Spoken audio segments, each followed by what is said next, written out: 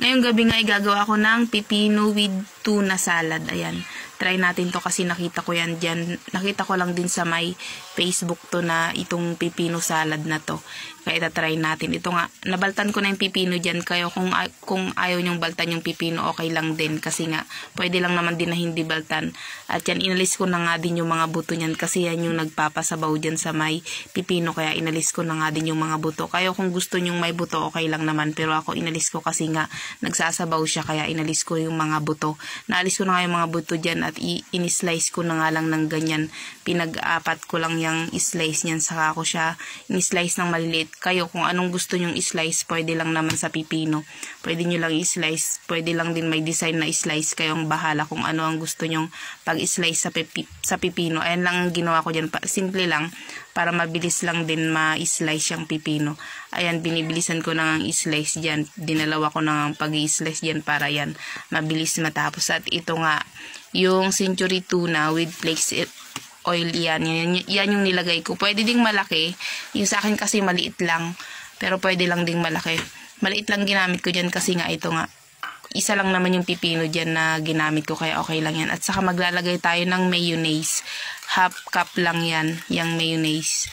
Yan, kahit anong mayonnaise pwede nyong ilagay. Pwede naman din kayo magdagdag ng mayonnaise kung nakukulangan kayo sa lasa. Ayan, pero yan lang ang nilagay kong mayonnaise dyan. Ganyan. Tapos, naglagay din ako dyan ng sesame seed. Optional lang naman tong sesame seed. Kung wala kayong sesame seed sa bahay nyo, okay lang na wala. Ayan, sesame seed nga yung nilagay ko dyan. At saka wala nga pala akong paminta. Paminta pa sana, kaso wala nga palang paminta dito sa bahay. Kaya ayan, wala na akong pamintang nilagay dyan. Pero, pwede kayo maglagay ng paminta yung durog. Ayan, lalagay nyo ng paminta. Saka yung iba nag-a-add ng asin. Kung gusto niya ng asin, mag-add kayo ng asin. Pero ako hindi na ako nag-add ng asin kasi para sa akin okay na yung lasa ng century tuna. Malasa na kasi kaya hindi na ako nag-add ng asin.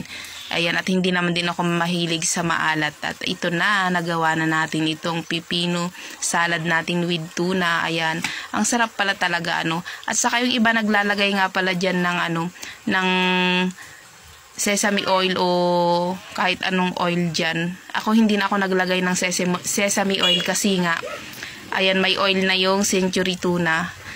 Flakes and oil kasi yun, kaya hindi na ako naglagay ng sesame oil. Kaya kung gusto nyo ding maglagay ng sesame oil, pwede lang dyan.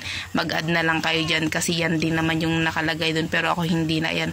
Ang sarap nga pala nito. Ayan, napakasarap niyang kainin. Yan, naubos ko nga yan. Kaya, lalo na sa mga nagda-diet dyan, maganda to ito.